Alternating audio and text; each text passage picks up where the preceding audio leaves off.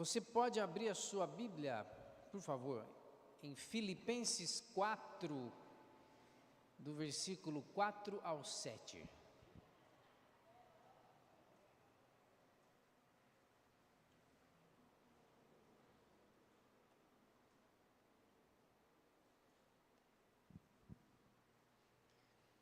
Filipenses capítulo 4, de 4 a 7.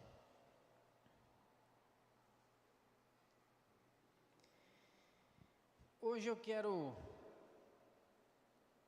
convidar você a refletir sobre esse texto, que é um texto que funciona para qualquer pessoa, em qualquer época, em qualquer cidade, de qualquer país, em qualquer lugar. Porque esse texto vai falar de uma coisa que afeta qualquer ser humano, que se chama ansiedade.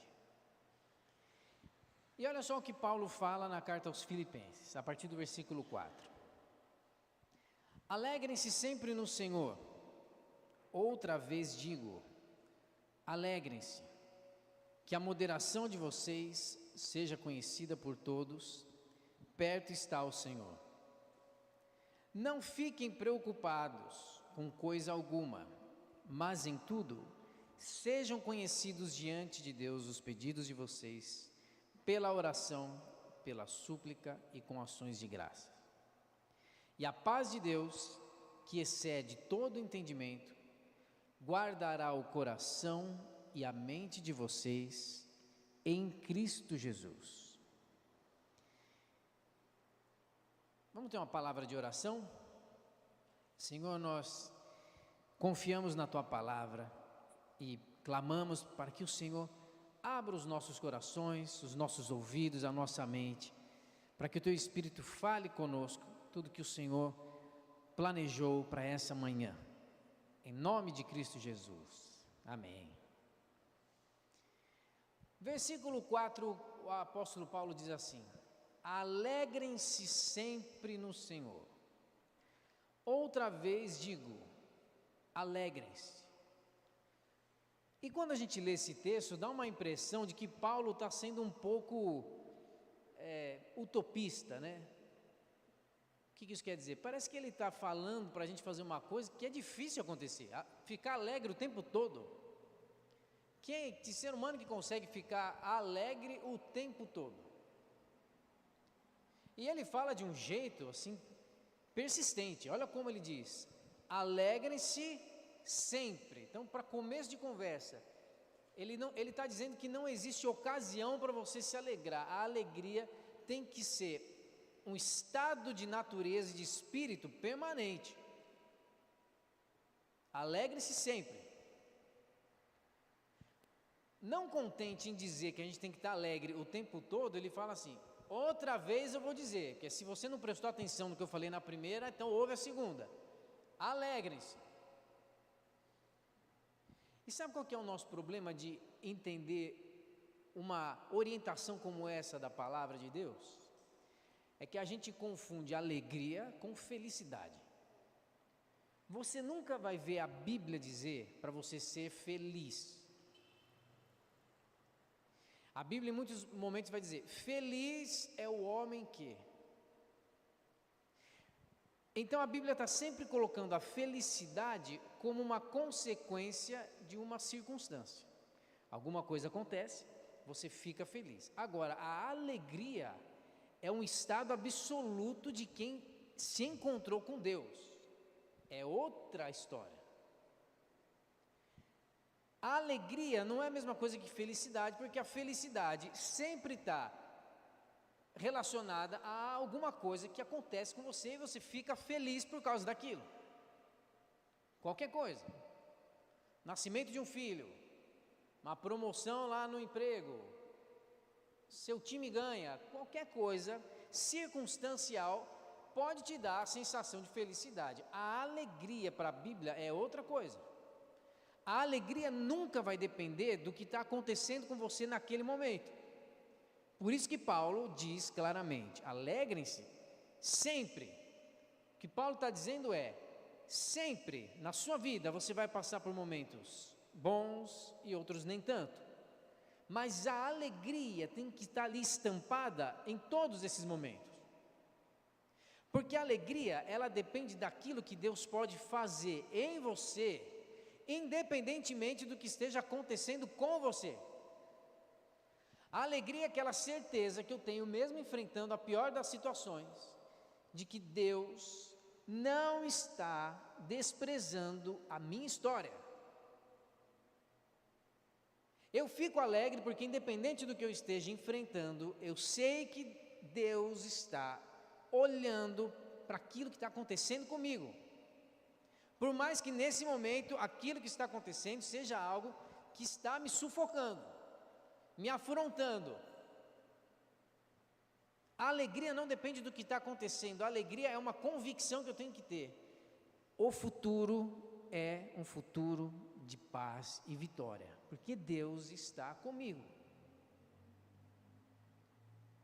Por isso a felicidade é temporária, mas a alegria, é o que Paulo está dizendo, é sempre. A alegria é um estado de natureza de um filho de Deus. A gente não pode condicionar a nossa vida, o nosso ímpeto por fazer as coisas, a vontade de poder servir. A gente não pode condicionar a nossa vontade, os nossos desejos, ao momento que a gente está vivendo, irmãos. A Bíblia está dizendo outra coisa. Supere os momentos difíceis com a convicção alegre de que Deus continua com você. Até porque os problemas mudam. Toda hora os problemas mudam, é ou não é? Aquilo que afeta a gente, hoje é uma coisa, amanhã é outra. E a gente tem que estar convicto de que Deus cuida da nossa história em todos os momentos. Não seja aquele tipo de cristão que fica relacionando o momento que está vivendo com o favor de Deus, achando que se eu estou enfrentando uma coisa ruim, é porque Deus está me punindo porque eu não fui bom o suficiente. Esquece isso, irmão. Não tem como alguém que pensa assim ser alegre, porque é uma pessoa que tem medo de um Deus que é amor. Não tem como você ter medo de um Deus que é pai e que ama. As coisas boas e as coisas ruins que acontecem fazem parte da vida. O meu cardiologista, ele costuma dizer que, por ele ser cardiologista, ele realmente acredita que a vida tem que ter os altos e baixos, porque ele fala que, como cardiologista, se a coisa estiver assim, a pessoa já foi. A vida é feita de altos e baixos, enquanto a gente espera o novo céu e a nova terra. E os problemas mudam. Deixa eu ver, quem aqui tem 25 anos para menos? Deixa eu ver. Tem uns que me olharam com uma cara assim, faz tempo. Ninguém tem menos de 25 aqui? Você, Guilherme? 25. Então, eu acho que o Guilherme não enfrentou os problemas que eu, com quase 40, enfrentei. Do tipo, acabar ficha ou crédito do cartão de orelhão. Quem aqui já passou por isso? Era um problema ou não era? Você pagar multa na locadora porque esqueceu de rebobinar o VHS. Você já pegou algum VHS na mão alguma vez, Guilherme? Nunca, né? Você nem sabe o que é isso. Chegar na locadora e ter que pagar 50 centavos, que na época era dinheiro, porque esqueceu de rebobinar a fita. Problemas que hoje, quem nasceu nos anos 2000 não tem a menor ideia de que problema era esse. Antena de TV, quantas vezes, fala a verdade, aqui os homens, meu pai já fez isso milhões de vezes, sobe no telhado para girar a antena, e você lá de baixo fica, tá quase, funcionou o 5, agora o 4 não está nada, vira, agora o 7 parou. Hoje em dia o pessoal nem sabe o que é 4, 5, 7, né? Na nossa época o canal era pelo número. Mexer na antena, hoje você assiste tudo digital, bonitinho. Então, são problemas que afetaram a gente que já passou um pouquinho da idade, que não afetam mais ninguém. Porque a vida é isso, irmãos, e se a gente, o que eu estou dizendo é, se a gente dá muita atenção para a circunstância de agora, você só está gastando energia emocional, você só está ficando ansioso mais do que deveria, porque as circunstâncias mudam de época, mudam de importância. Alegre-se sempre, mesmo que você esteja enfrentando algo que te descontente, alegre-se, porque o Senhor cuida do seu futuro. E aí ele diz no versículo 5, que a moderação de vocês seja conhecida por todos. Perto está o Senhor. Olha só que interessante, irmãos. Essa palavra moderação, no grego original, ela é uma palavra que quer dizer gentileza, amabilidade, a pessoa que é amável, que é gentil. Então Paulo está dizendo, alegre-se sempre no Senhor, e que o estado de espírito amável de vocês seja conhecido pelas pessoas, ou seja, não seja aquela pessoa que quando está enfrentando um problema, quer descontar em todo mundo, que não sabe lidar com as frustrações e começa a terceirizar a culpa, e começa a colocar na conta do outro aquilo que acha que merecia ter recebido em troca. Seja amável, que a gentileza de vocês seja conhecida por todos, porque muitas vezes, irmãos, nessa nossa insatisfação, a gente não consegue perceber a alegria, a possibilidade de estar alegre diante de um Deus que cuida do nosso futuro e da nossa história. E se a gente não consegue ter essa alegria por crer em um Deus que está cuidando de tudo na nossa vida, a gente começa a reagir aos problemas e as pessoas vão conhecer tudo de nós, menos a nossa gentileza e tranquilidade. Por isso Paulo fala, perto está o Senhor. Quando você está enfrentando um problema, reflita, quem convive com você, enquanto você está ali com as coisas fora do eixo, as pessoas que convivem com você, elas sentem que a sua vida revela que Deus está perto, ou é a sua ansiedade que está perto? Quem convive com você consegue perceber que está diante de alguém que está perto de Deus, ou só consegue enxergar alguém que está perto do desespero, da angústia? Irmãos, a palavra está dizendo, perto está o Senhor. Então na sua vida, seja qual for o seu momento e o desafio que você esteja enfrentando, o Senhor está perto. Deixe o seu coração se aproximar do Senhor, mais do que a ansiedade tenta capturar a gente. Tente encontrar a alegria de alguém que percebe que Deus está perto, por mais que as circunstâncias queiram te convencer do contrário. Ele continua por perto. O nosso desafio, irmãos, é viver uma vida que, mesmo diante da vontade de demonstrar a nossa insatisfação, a nossa indignação, nós continuamos mostrando que o nosso coração descansa em Deus. Continuamos sendo o tipo de pessoa que faz questão de mostrar que perto está o Senhor. Até que chega o versículo 6. E ele diz, a versão da sua Bíblia pode estar escrito assim: não andem ansiosos, ou pode estar escrito: não fiquem preocupados. Não fiquem preocupados ou não andem ansiosos com coisa alguma, mas em tudo sejam conhecidos diante de Deus os pedidos de vocês, pela oração e pela súplica, com ações de graça. Não fiquem preocupados. A ansiedade e preocupação são a mesma coisa. Agora presta atenção na palavra preocupado. O que significa a palavra preocupado, irmão? Pensa um pouquinho. É você se pré-ocupar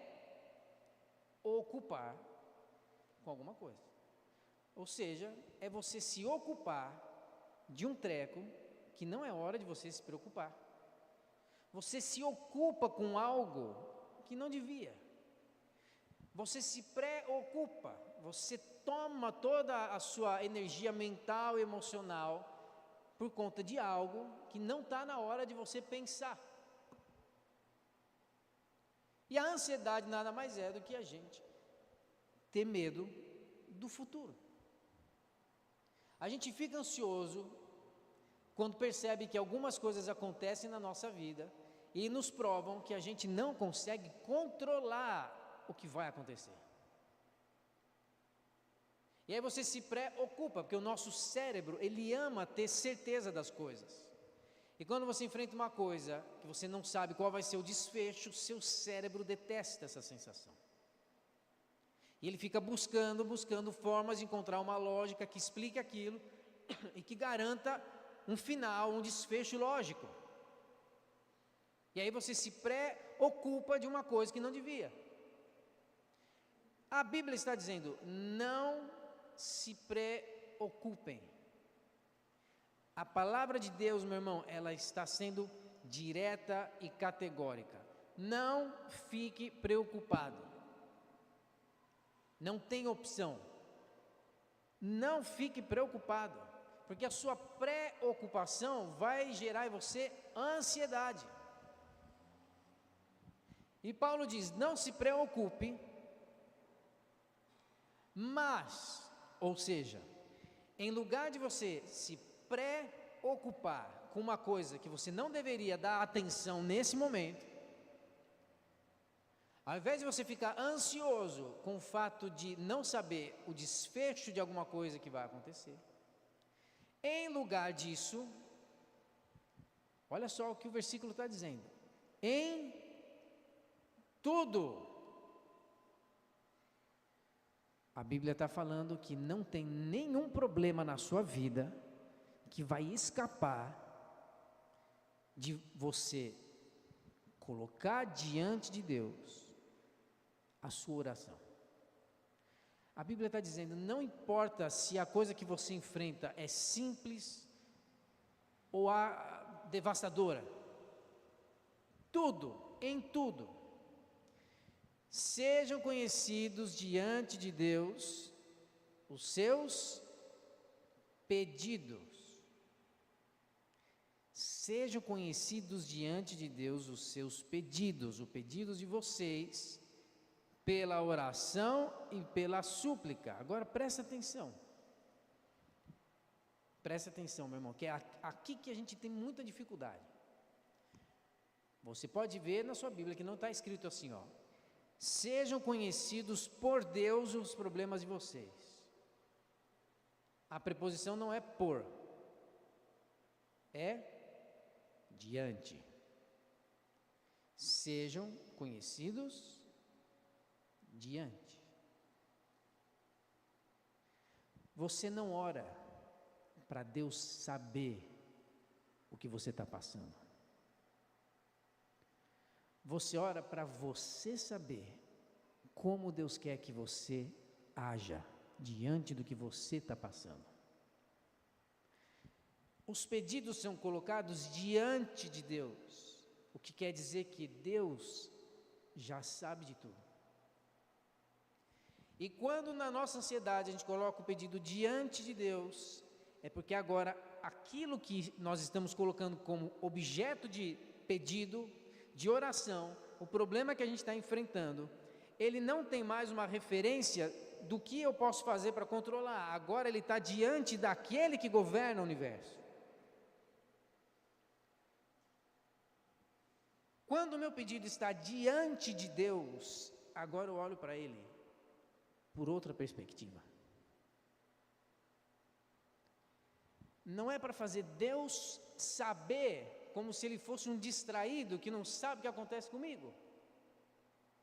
É para eu entender como que eu vou reagir diante desse problema, colocando ele em outra perspectiva. Agora ele está diante de Deus. E quando eu ponho um problema diante de Deus, a minha forma de reagir a esse problema tem que mudar.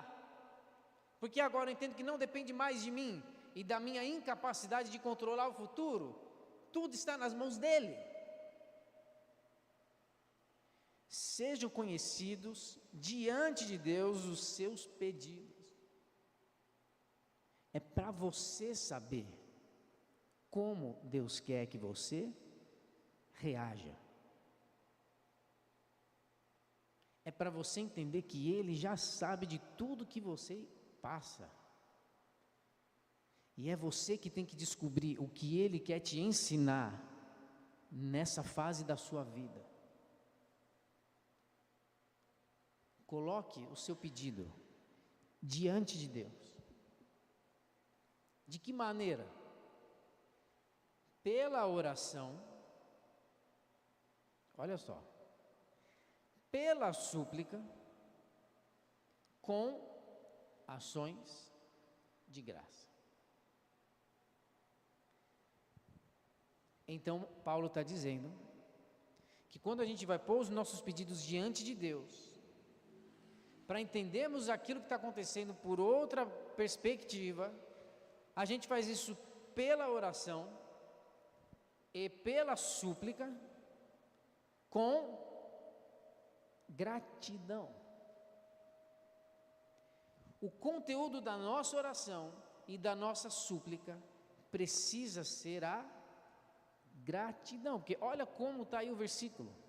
Não é pela oração, pela súplica e pela ação de graça, é pela oração, o caminho é a oração, pela súplica, o outro caminho é a súplica, mas com a ação de graça. Então o conteúdo da nossa oração não é o desespero de quem acha que Deus não está cuidando da sua história, é a gratidão de quem permanece alegre por saber que Deus em nenhum momento esteve longe.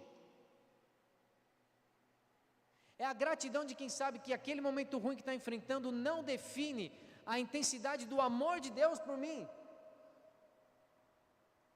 De vez em quando você vai apresentar os seus pedidos pela oração, mas de vez em quando a coisa é tão grave, a coisa está te perturbando tanto, que não vai ser a oração, vai ser a súplica.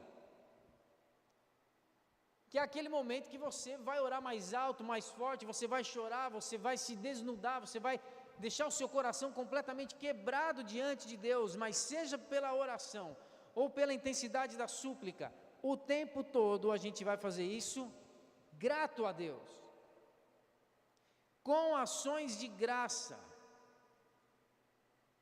porque ser grato não é a mesma coisa que ser satisfeito, irmãos. De vez em quando a gente confunde satisfação com gratidão. Nem sempre você vai estar satisfeito, mas você pode continuar sendo grato. Porque até quando você está insatisfeito, a graça de Deus permanece te sustentando. Não queira ser alguém satisfeito, mas em todas as situações, seja alguém grato. Vai orar grato. Vai apresentar diante de Deus a sua súplica, o seu desespero. Seja grato. Diga a Deus como o seu coração está doendo. Diga como aquela coisa está apertando o peito, mas não se esqueça de dizer: Deus, apesar de tudo, eu te agradeço, porque mesmo quando eu não sou fiel, o Senhor permanece fiel. O que vence a ansiedade, irmãos, é um espírito grato, que consegue preencher a oração e a súplica de gratidão diante da adversidade que a gente enfrenta. Isso vence a ansiedade. Um coração que ora, lembrando daquilo que Deus já tem feito, e não desesperado, achando que Deus vai deixar de fazer, porque Ele é fiel. Ser grato é saber, como Romanos diz, que todas as coisas cooperam para o nosso bem. Todas as coisas cooperam para o nosso bem. Paulo diz em Romanos, todas as coisas. Ele diz, todas as coisas cooperam para o nosso bem. Ou seja, Deus está operando algo em você e em mim. Mas de vez em quando, algumas situações vão cooperar com Deus. Deus está fazendo trabalho em você, mas de vez em quando tem uma situação que você vai enfrentar. E essa situação vai cooperar com Deus naquilo que Deus tem como um projeto de transformar a sua vida e a sua história. Então a gente pode ser grato o tempo todo.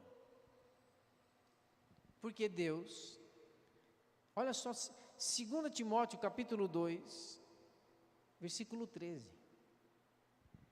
Se somos infiéis, Ele permanece fiel. Essa palavra, meu irmão, é uma palavra que precisa estar grudada no nosso coração. Se somos infiéis, Ele permanece fiel. Sabe o que esse versículo está dizendo? Pois de maneira nenhuma pode negar a si mesmo. Meu irmão, sabe o que isso quer dizer? Que as coisas certas que você faz não mudam nada para Deus. Assim como o errado que você faz não mudam nada. Porque se somos infiéis, Ele permanece. As coisas ruins da sua vida não são castigo de Deus. Se você pisou na bola, se você foi infiel, o que a palavra está dizendo, irmão? Que Deus está pronto para te punir. É isso que você leu? Ele permanece fiel, pois de maneira nenhuma pode negar a si mesmo, porque a fidelidade de Deus não está ancorada nas coisas que a gente faz. A fidelidade de Deus está ancorada na palavra que Ele proferiu a você. Deus é fiel porque Ele é fiel, e não importa o que a gente faz. Deus é fiel porque a fidelidade dEle está ancorada no amor dEle, que é imutável por você e por mim. Diante disso, meu irmão, o que nos resta? Versículo 7. E a paz de Deus, que excede todo entendimento, guardará o coração e a mente de vocês em Cristo Jesus. Se a gente entende tudo isso, por pior que seja a situação que a gente enfrente, nós vamos conseguir ser alegres. Perceber que Deus está perto. Colocar o nosso problema diante de Deus para a gente entender o que Deus quer que a gente entenda dessa situação. Às vezes orando, mas às vezes suplicando, mas sempre grato por saber que Deus permanece fiel, mesmo quando aquilo que a gente está enfrentando, que é um problema ruim, se é algo consequência de um erro nosso, por mais que o que você esteja enfrentando seja uma consequência de uma pisada da bola sua, Ele permanece fiel para garantir que o seu futuro é um futuro de paz. E a paz de Deus, que excede todo entendimento. Sabe uma coisa que você precisa parar de fazer a partir de hoje, meu irmão? Quando você está enfrentando um problema, é querer entender. Por que eu estou passando isso?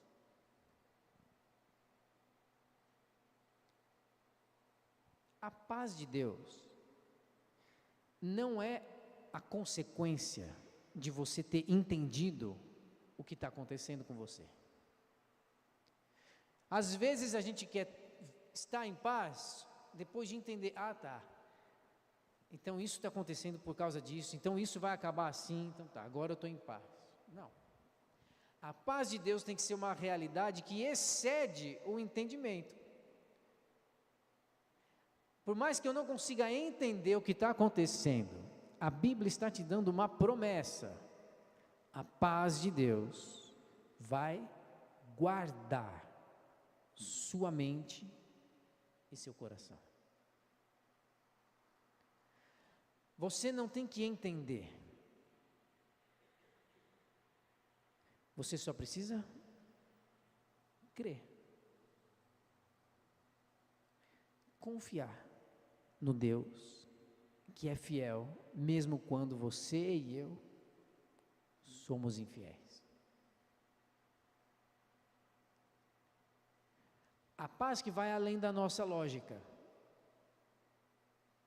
vai guardar o que a gente sente e o que a gente pensa. Em Cristo Jesus. Não tente colocar sua mente e os seus sentimentos em qualquer outro lugar. Não se preocupe pensando e sentindo a respeito de algo que vai acontecer depois. Hoje Deus tem uma promessa para você. A paz de Deus, ela excede a sua capacidade de entender o que você está enfrentando. E essa paz vai guardar o que você pensa e o que você sente em Cristo. Não coloque seu coração e seu pensamento no problema. Deixe Deus te invadir de paz para guardar seu coração e sua mente em Cristo. Em Cristo Jesus.